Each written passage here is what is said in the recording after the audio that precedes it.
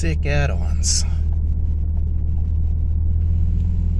More sick add-ons.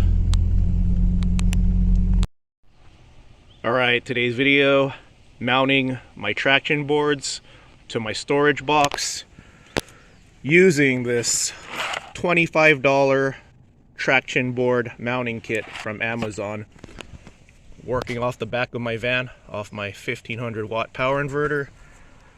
I got 3 of the mounts on already, and this is what they look like. Simple. So, nuts, washers, and what's this, a wing nut? Is this considered a wing nut?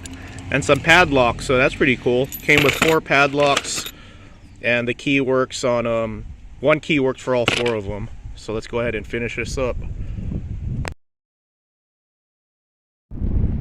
When you're overlanding in a parking lot, the more sick add-ons, the better. I didn't utilize all the hardware. I didn't need these.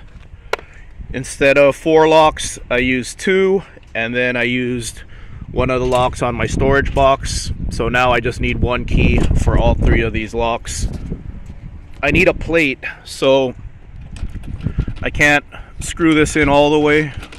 I need some sort of plate coming across so I could tighten this a little better. So for now, I just put some bungee on here. Let me show you guys how this looks without the boards. There it is.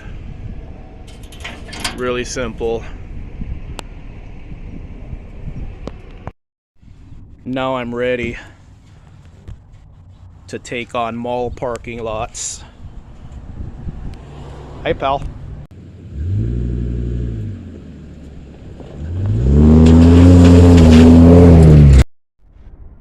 I did a last second Hungry Valley run and got this dirty.